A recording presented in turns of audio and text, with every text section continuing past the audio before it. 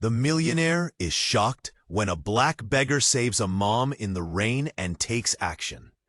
Ethan Hayes, young and disgustingly rich, watched the Chicago downpour smear across his penthouse view. Glenfiddich, the color of regret, swirled in his glass. Rain lashed against the skyscraper, mirroring the storm inside him. Board meeting? Who cared? He was glued to the drama unfolding 20 stories below. Then it happened. A slip, a scream, a woman struggling with a kid and bags. 8 pavement. Heart lurching, Ethan saw a shadow dart out. A figure in rags, a black guy, he later heard called Reggie, yanked them back. A taxi horn blared. Disaster averted. But it wasn't just the heroics. It was her face. Sarah, his sister. The Sarah he hadn't spoken to in a decade. And the kid? Lily, his niece. He knew Sarah was battling lupus. A wave of shame crashed over him, bitter and thick. That secret, it still festered. He grabbed his phone, fired off a terse email canceling the meeting. Jenkins, car now. He had to help. But then, Reggie, the beggar. He was staring, right at Ethan's window. His eyes, intense, knowing. A chill snaked down Ethan's spine. How could Reggie know him? What was the connection between his act of bravery and the source of Ethan's billions? The elevator doors pinged open. Was helping Sarah the right thing, or would it drag her and Lily into a mess he'd buried alive? And why did Reggie's gaze feel so familiar? Hey, antes de continuarmos con esa historia increíble, preciso te fazer alerta importante. Muitos inscritos têm relatado que o YouTube removeu suas inscrições sem aviso. Dá só uma conferida rápida no botão vermelho aí embaixo para garantir que você ainda está inscrito no canal. Não quero que você perca nenhum conteúdo exclusivo que vem por aí. E já que você está aí, deixa aquele like poderoso, que me ajuda muito. Com o algoritmo. E me conta nos comentários de qual cidade você está assistindo. Adoro conhecer cada pessoa incrível que faz parte dessa comunidade. Sua participação faz toda a diferença. Vamos interagir. The elevator doors pinged open. Was helping Sarah the right thing? Or would it drag her and Lily into a mess he'd buried alive? And why did Reggie's gaze feel so familiar? Jenkins was waiting, holding the door of the black Bentley. Ethan practically dove in.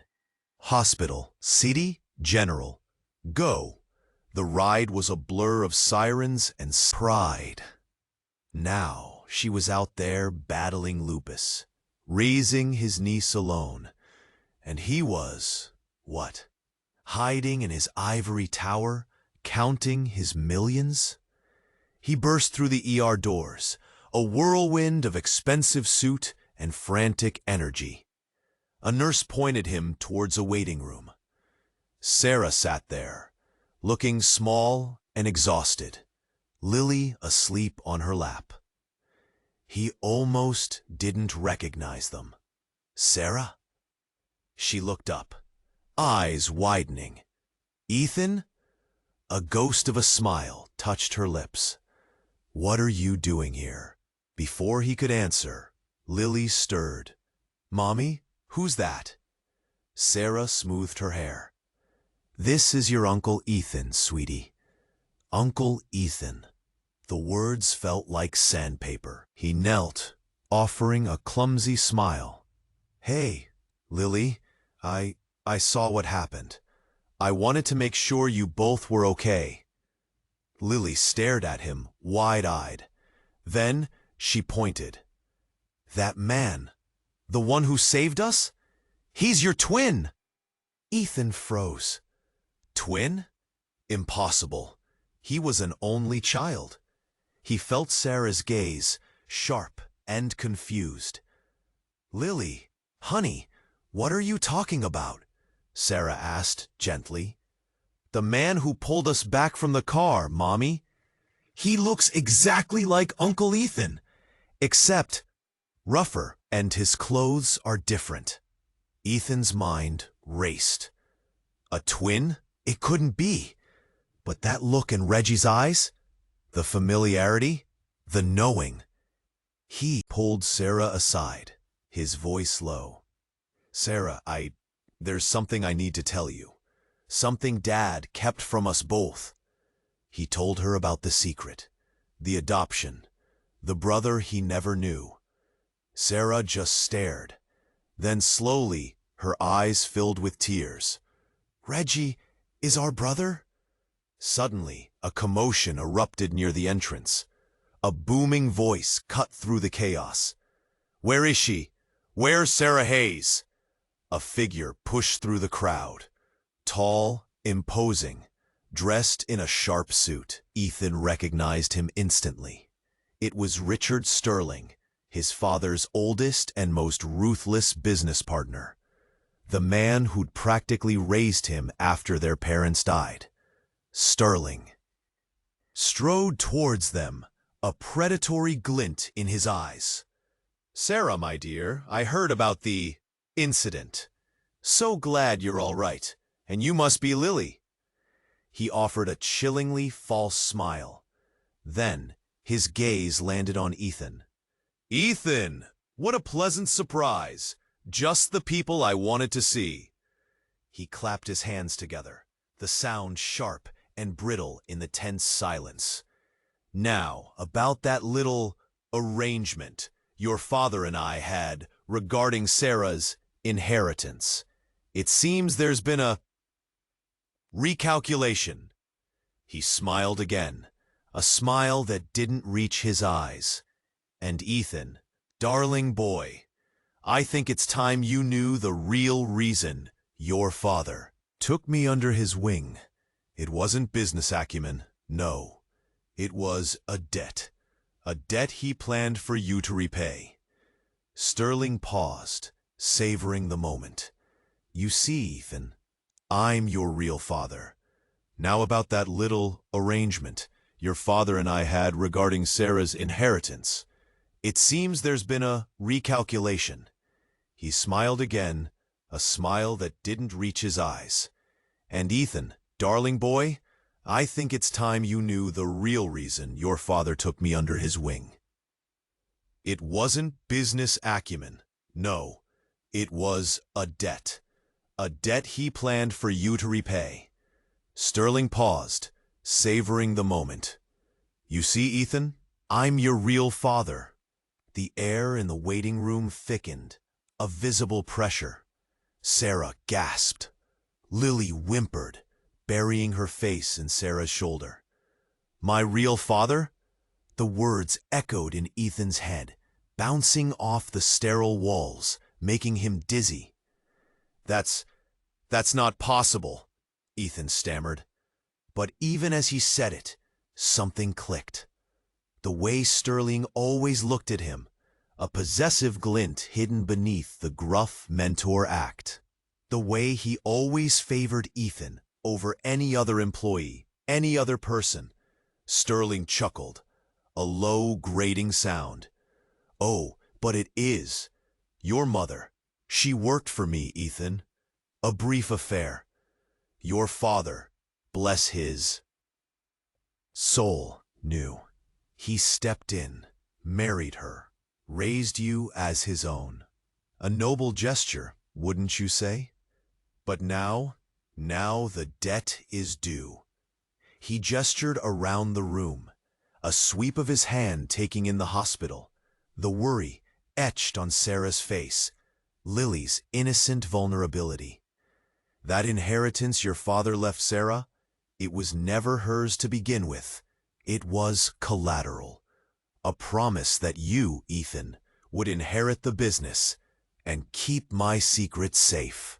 A promise you've unknowingly kept for 30 years.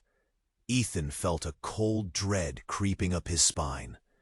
What secrets? Sterling leaned in close, his breath reeking of expensive cigars, and something else, something darker. Secrets that could destroy everything you think you know.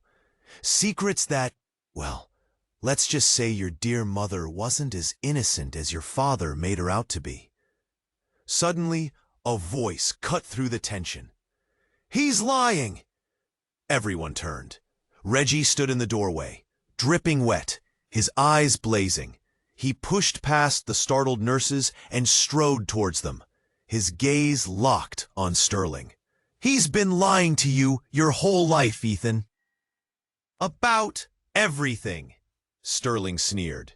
"Get out of here, you worthless bum. This doesn't concern you." Reggie ignored him. He reached into his pocket and pulled out a crumpled photograph. He shoved it into Ethan's hand. "Look at it. Look at what he did." Ethan stared at the photo. It was old, faded, but the image was clear.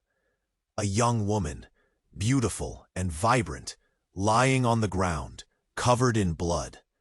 Standing over her, his face twisted in rage, was Richard Sterling. In the background, barely visible, was a young boy, no older than 5, his face contorted in silent terror. Ethan looked closer. The boy looked exactly like him. But that wasn't the shocking part.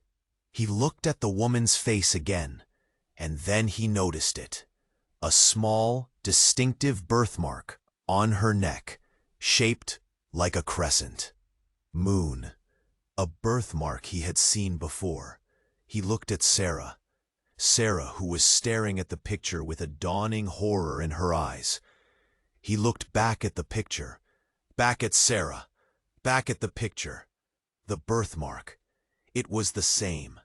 He looked up at Sterling, his voice a strangled whisper. That's Mom." Sterling's face didn't flinch. He merely smiled. "Welcome to the family, boys." Then he looked directly at Ethan and said, "Your mother was my sister." And in that instant, the world tilted on its axis. "Your mother was my sister." The words hung in the air, thick and poisonous. Ethan's head swam. Sarah gasped, a hand flying to her mouth. Lily, sensing the shift in the atmosphere, clung tighter to her mother. Reggie stood frozen, his face a mask of disbelief. His mother? Sterling's sister? But that meant... "That's a lie!" Ethan roared, but his voice cracked. Doubt, a cold serpent, was already coiling in his gut. Sterling just smiled, a slow, predatory grin. "Oh, Ethan, don't be naive. Did you really think your father was some saint? He knew. He always knew. He just preferred the illusion." He took a step closer, invading Ethan's space. "Your mother, bless her heart, was complicated. Let's just say she had a taste for danger. From men like me." The image Sterling painted was grotesque, a perversion of everything Ethan had ever believed about his parents.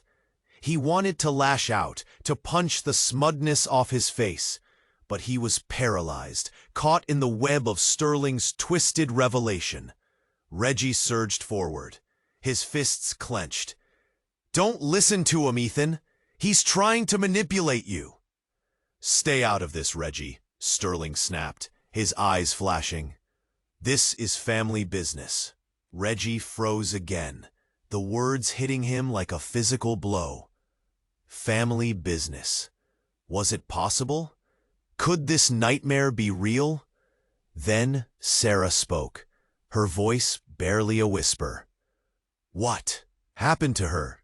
Sterling's smile faltered, a flicker of something dark and dangerous crossing his face. "An accident, darling. A tragic accident." But Ethan saw it. The hesitation, the carefully constructed lie. He knew, with a certainty that chilled him to the bone, that Sterling was responsible for his mother's death. He lunged, driven by a rage he'd never known existed. "You killed her!" Sterling sidestepped him easily, his eyes cold. "Careful, Ethan. You don't want to do something you'll regret." Suddenly, a deafening scream ripped through the waiting room. Everyone froze, their heads snapping towards the source of the sound. It was Lily. She was pointing, her face contorted in terror, at something behind them. "He's here! He's here! The man in the mask!" A collective gasp swept through the room. People started scrambling, whispering, fear contorting their faces. Nurses screamed, trying to herd patients to safety. Ethan whipped around, scanning the room. He saw nothing, just frightened faces, chaos, and then he saw it. A flicker of movement in the corner of his eye, a shadow detaching itself from the wall. A figure emerged, tall and gaunt, wearing a grotesque porcelain mask that seemed to mock their fear. He held something in his hand, glinting in the fluorescent light. A scalpel. He moved with a speed that defied his skeletal frame, weaving through the panicked crowd, his eyes fixed on Sarah. "He's going for Mommy!" Lily shrieked, burying her face in Ethan's leg. Ethan didn't hesitate. He threw himself in front of Sarah, shielding her with his body. The masked figure lunged, the scalpel flashing. Ethan braced for the impact, but it never came. Instead, he heard a sickening thud, followed by a guttural groan. He opened his eyes. Reggie stood in front of him, his face a mask of pain, a crimson stain blooming on his chest. The scalpel was buried deep in his heart. The masked figure staggered back, then vanished into the chaos. Reggie swayed, his eyes meeting Ethan's. He reached out, his fingers brushing Ethan's cheek. "Protect her," he gasped, then collapsed, lifeless, onto the floor. Ethan stared at Reggie's lifeless body, his mind reeling. Reggie, his brother, had just sacrificed himself to save Sarah, to save his family. But who was the man in the mask? And why did he want Sarah dead? Then he saw it, lying on the floor next to Reggie's hand, a small, crumpled photograph. He picked it up, his fingers trembling. It was a picture of Sarah, but it wasn't just any picture. It was a picture of Sarah, standing next to the man in the mask, and they were smiling. And then he noticed something else, something that made his blood run cold. Sarah and the man in the mask, they were holding hands. Ethan looked at Sarah, who was staring blankly at Reggie's body, her face devoid of emotion. Was it possible? Could she be working with him, the man who just murdered their brother? Ethan oyó para Sarah, que encaraba o corpo de Reggie, sem expressão. Aquele pedaço de papel amassado tremia na sua mão. Era uma foto dela, de mãos dadas com o cara da máscara, sorrindo. Aquele sorriso, falso, assustador. Será que era possível? Será que ela tinha alguma coisa a ver com aquilo? Com a morte do Reggie? Um soluço escapou da boca de Lily, que se encolhia atrás dele. Tio Ethan, tô com medo. Medo. Era o que ele sentia também. Mas não era só medo. Era raiva. Uma raiva que queimava por dentro, consumindo cada pedaço do seu ser. Sarah, ele disse, a voz rouca, quase irreconhecível. O que é isso? Ela não respondeu. Continuava encarando o corpo de Reggie, como se estivesse em transe. Ele apertou a foto na mão, com força. Sarah, responde! De repente, ela levantou a cabeça, e os olhos dela estavam diferentes, frios. Calculistas, você não entenderia, Ethan, ela disse, a voz calma, quase suave.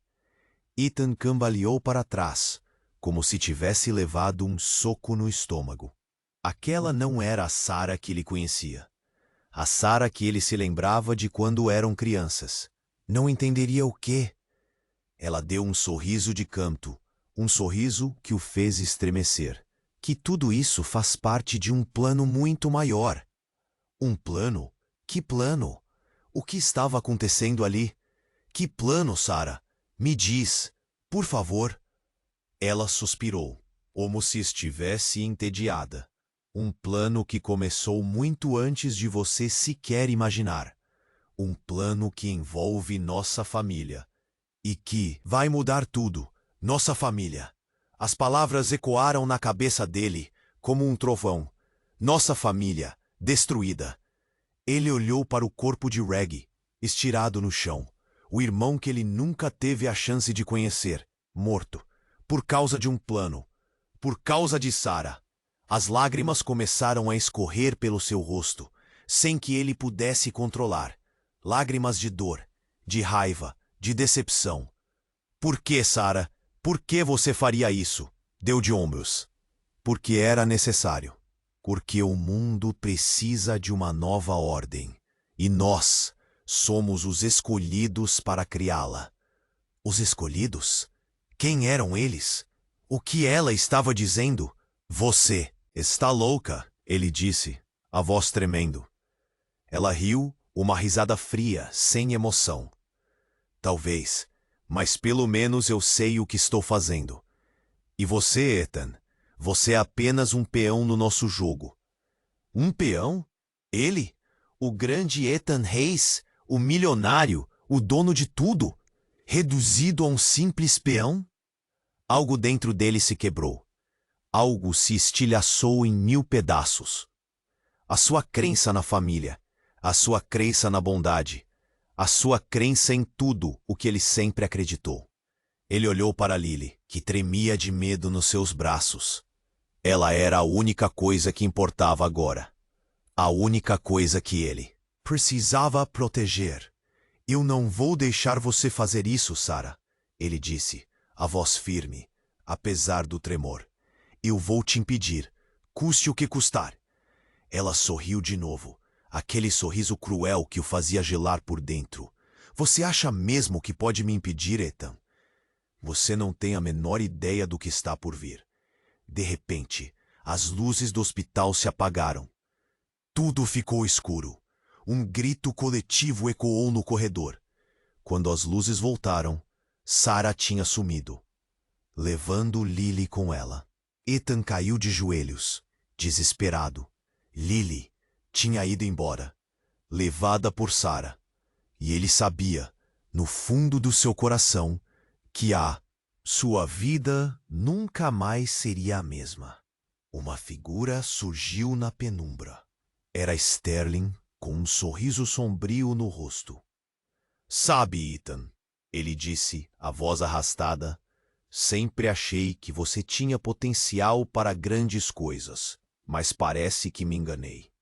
Sarah sempre foi a mais esperta de vocês dois. Ela sempre soube como jogar o jogo, e agora ela tem a peça que faltava.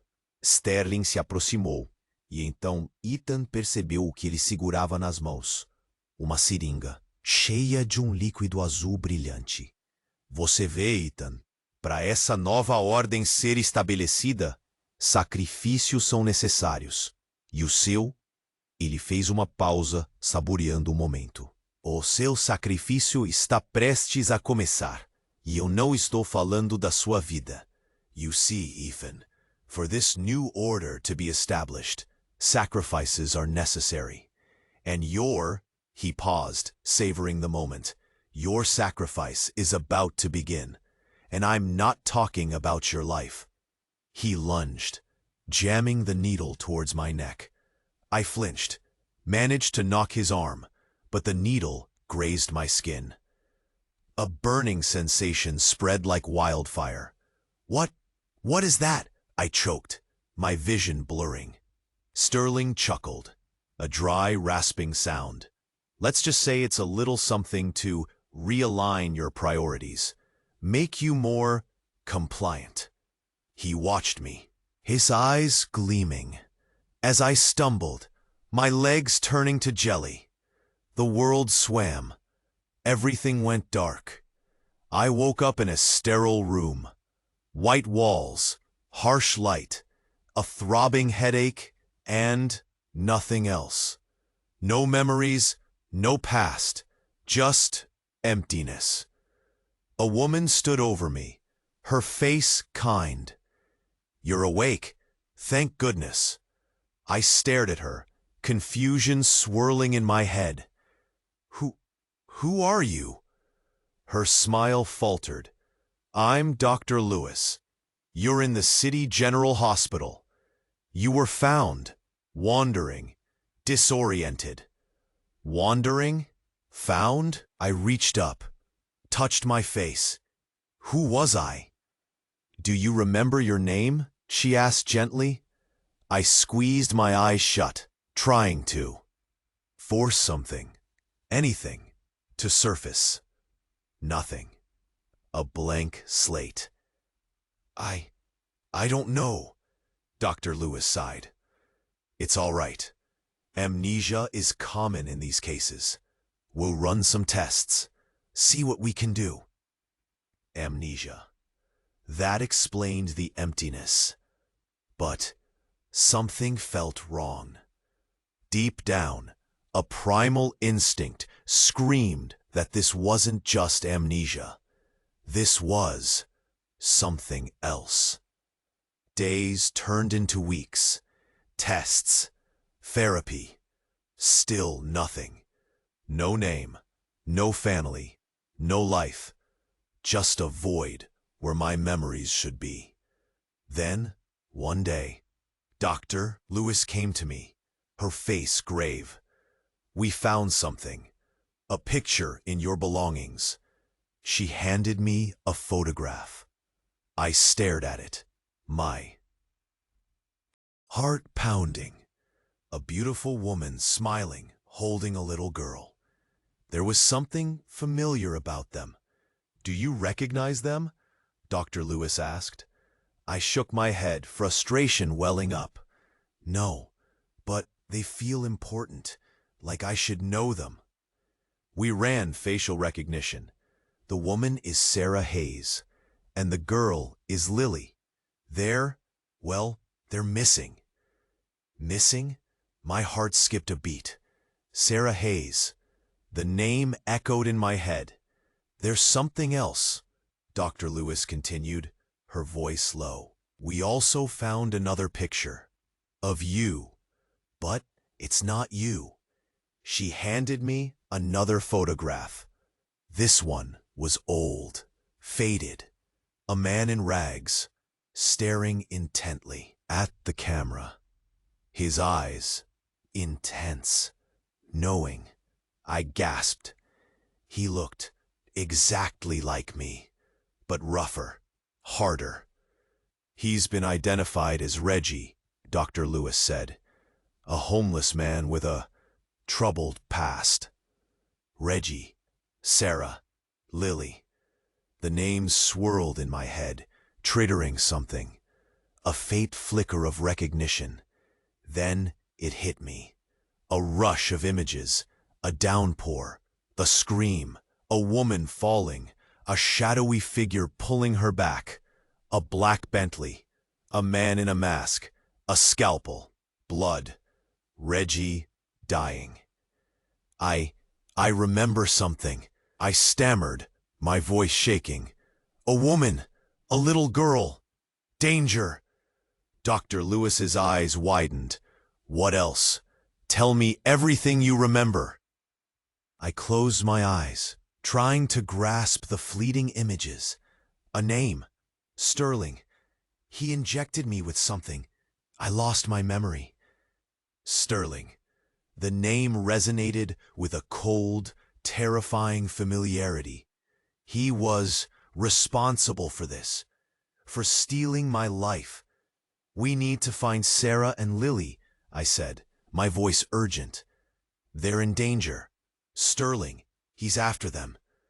Dr. Lewis nodded, her face determined. "We'll do everything we can." But as she spoke, I realized something. something that made my blood run cold. Dr. Lewis, her eyes, they weren't kind anymore. They were calculating, cold. She smiled, a slow, predatory grin. "That's what you think, Ethan." Ethan? She knew my name? But how? "Welcome back," she whispered, her voice dripping with venom. "Or should I say, welcome to the new order."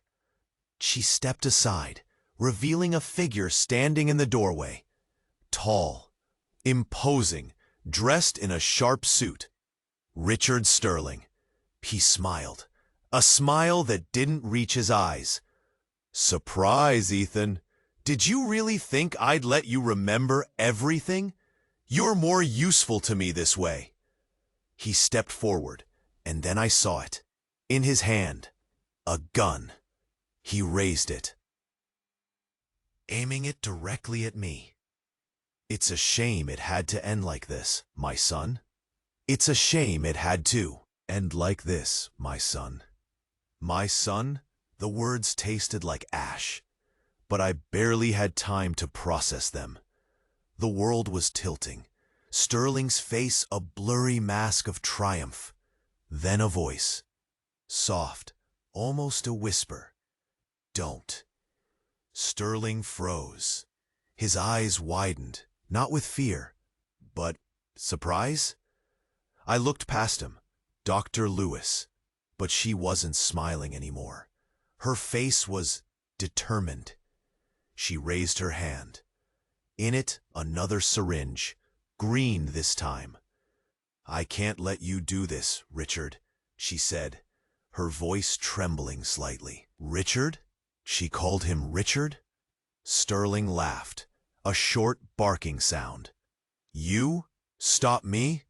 Don't be ridiculous, Emily." Emily? Dr. Lewis. Was Emily? "You know I can't, Richard. Not after what you did to Dad," she said. "Dad? What Dad?"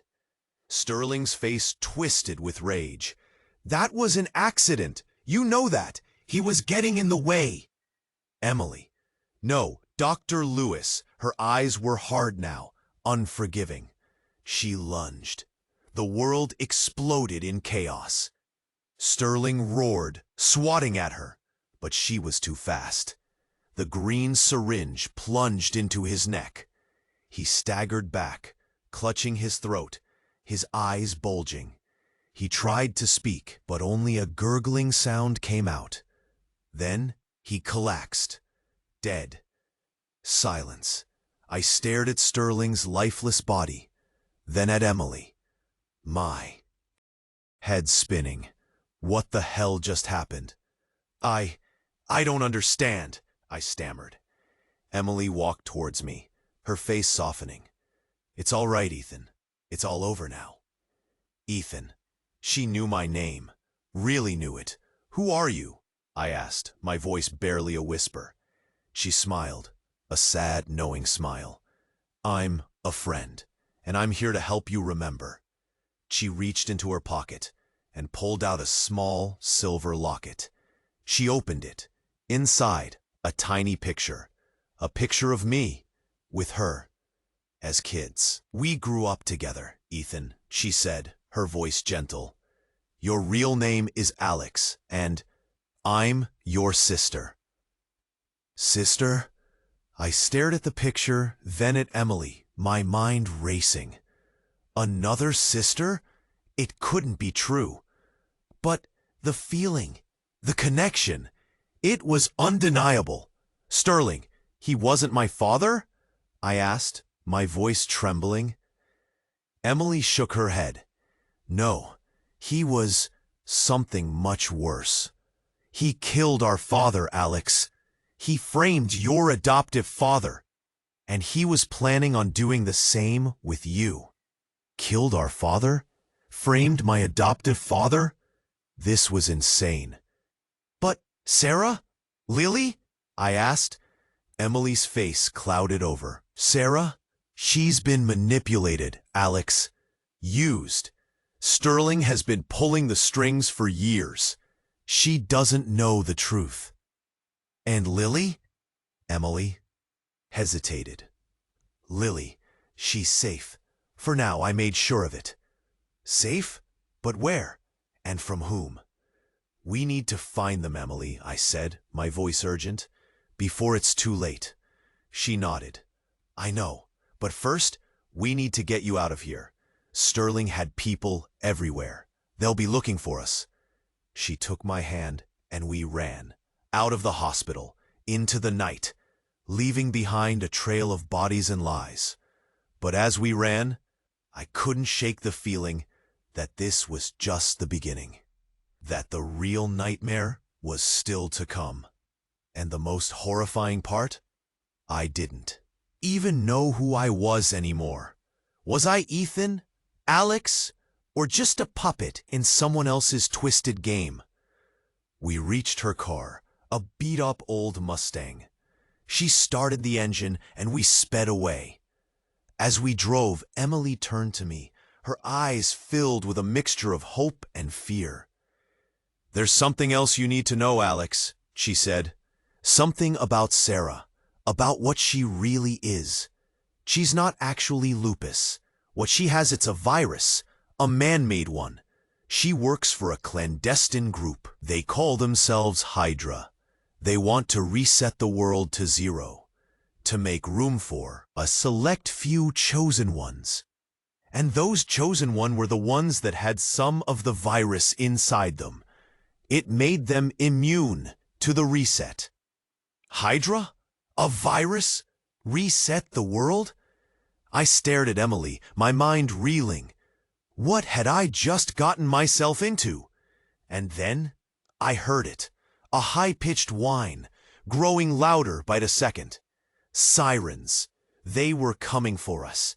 And I had no idea where we were going, or what we were running from. But one thing was certain. My life, whatever it was about to get a whole lot more complicated. And I had a feeling that Sarah and Lily were right in the middle of it all. The sirens grew louder, closer. Emily gripped the steering wheel, her knuckles white. She glanced at me, her eyes filled with a desperate determination. "Hold on, Alex," she said. "This is going to be a bumpy ride." And as we swerved onto the highway, leaving the city lights behind us, I knew that Emily was right. This was just the beginning, and I had a feeling that it was going to be a ride straight to hell. The sirens grew louder, closer. Emily gripped the steering wheel, her knuckles white. She glanced at me, her eyes filled with a desperate determination. "Hold on, Alex," she said. "This is going to be a bumpy ride." And as we swerved onto the highway, leaving the city lights behind us, I knew that Emily was right. This was just the beginning, and I had a feeling that it was going to be a ride straight to hell. "Where are we going, Em?" I asked, trying to keep the panic from my voice. "Somewhere safe, somewhere they won't look for us. At least, not right away." "But what about Sarah and Lily? We can't just leave them," Emily sighed. "I know, Alex, but we can't help them if we're dead. We need a plan. We need to find out what Sterling was really up to, and what Sarah knows." She was right. But the thought of Sarah, possibly involved with Hydra, it was too much to take in. We drove in silence for what felt like hours. The only sound, the roar of the engine and the distant wail of sirens fading behind us. Finally, Emily pulled off the highway onto a deserted dirt road. "We're here," she said, switching off the engine. I looked around. Nothing but trees, miles and miles of them. "Here? Where's here?" "It's an old family cabin," she explained. "My dad, he built it years ago. No one knows about it. It's off the grid, completely." We got out of the car and walked through the woods, Emily leading the way with a flashlight. After a few minutes, We reached a small, run-down cabin. It looked like it hadn't been used in years. "Home sweet home," Emily said, a wry smile on her face. We went inside. The cabin was dusty and musty, but it was dry and sheltered. Emily started a fire in the fireplace, and soon the room was filled with a warm, flickering light. "Okay," she said, turning to me. "First things first. We need to figure out what we're dealing with." She pulled out a laptop from her backpack and started typing. "Hydra," I said. "What the hell is that?" Emily's fingers froze on the keyboard. She looked up at me, her face pale. You don't know?" "Know what? You said Sarah works for them. You said they want to reset the world. What does that even mean?" Emily took a deep breath. "Hydra. It's a secret organization. They've been around for centuries. They believe that the world is corrupt, that it needs to be cleansed. They think that the only way to do that is to wipe the slate clean, to start over." "And the virus? The one Sarah has?" Emily's eyes filled with tears. It's a weapon, Alex. A bioweapon. They plan to release it, to kill billions of people." Billions? I couldn't believe what I was hearing. This was insane. But why? Why would they do that? "They believe that only a select few are worthy of surviving. The ones who are strong enough. The ones who are immune." "And Sarah?" Emily looked away. She's one of them, Alex. She's been genetically modified. She's immune to the virus. And Lily? Lily might be too. Lily, my niece, immune to a virus that could wipe out humanity? It was too much. Suddenly, the laptop beeped. Emily looked at the screen, her eyes widening. "What is it?" I asked. She didn't answer. She just stared at the screen, her face a mask of disbelief. "Emily, what's wrong?" She finally looked up at me, her voice barely a whisper. It's Sarah. I just tracked her phone." "Where is she?" Emily's hand was shaking. She's here, Alex. She's right outside." Right outside. I grabbed the fireplace poker, my heart pounding in my chest. This was it. Emily slowly got up and walked to the door. She took a deep breath and opened it. And then I saw her, Sarah, standing in the shadows, her face pale, her eyes empty. But she wasn't alone. Standing next to her was Lily. And Lily, she was holding something. A gun. She raised it, pointing it directly at me. And then she smiled. A cold, cruel smile. "Hello, Uncle Alex," she said, her voice chillingly calm. "Welcome to the new world." My blood ran cold. Lily? Pointing a gun at me? It didn't make sense. Then Sarah spoke. Her voice was devoid of any emotion. "She is not my daughter anymore, Alex. She is a protector, and now she will protect us from you." I look at Sarah and then back to Lily. My blood turns to ice. Something is terribly wrong. "Lily, what are you doing?" I say, my voice barely coming out. She laughs. "I am doing what is needed, and what needs to be done is to protect the new order." I can't believe what is happening. This has to be a dream. A very bad dream. "A new order that will protect us from the weak," she adds. And then she pulls the trigger. And then she pulls the trigger. Click. Nothing. Lily stares at the gun, confused. She pulls the trigger again. Click. Empty. Sarah hisses, grabbing the gun from Lily. "You idiot! I told you to make sure it was loaded. Lily shrinks back, fear flashing in her eyes. I thought I did, I swear. I stare at them, a wave of disbelief washing over me. They're incompetent? These are the masterminds behind Hydra? The ones planning to wipe out humanity? It's almost comical. But then, Sarah's face hardens. She pulls out another gun, smaller, more professional looking.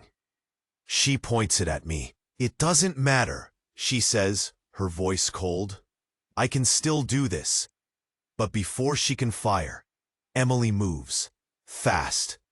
She tackles Sarah, knocking the gun from her hand. They crash to the ground, a tangle of limbs and fury. Lily screams, backing away. I watch them, frozen. I don't know what to do. I'm still trying to process everything. Hydra, viruses, mass genocide. And now, my niece is trying to kill me. Suddenly, the cabin door bursts open. A figure stands in the doorway, silhouetted against the moonlight. Tall, imposing. But it's not who I expect. It's Reggie. But it can't be. Reggie is dead. I saw him die. I saw the scalpel in his chest. But there he is, standing in the doorway, his face a mask of fury. Sarah, he shouts. What are you doing? Sarah freezes, her eyes widening. Reggie? But how? Reggie ignores her. He strides into the cabin, his eyes fixed on me. Alex, he says, his voice rough. I need to explain something. Explain? Explain what? How he's back from the dead? How he knows my real name? Then, I notice something else. Something that makes my blood run even colder. Reggie's eyes, they're glowing. Not glowing like in a movie, but a faint, almost imperceptible glow. Like he's not human. I'm not who you think I am, Alex, he says, and neither is Sarah. He looks at Sarah, who's now struggling to her feet. Emily's still trying to restrain her. Tell him, Sarah, Reggie says. Tell him the truth. Sarah hesitates, then sighs.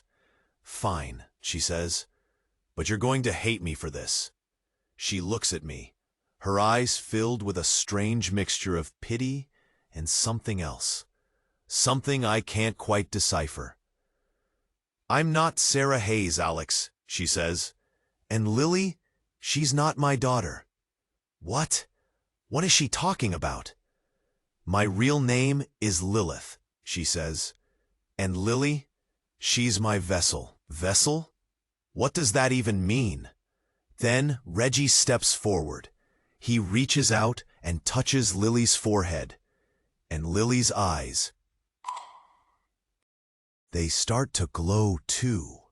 Brighter, more intense. And then she speaks. But it's not Lily's voice. It's deeper, older.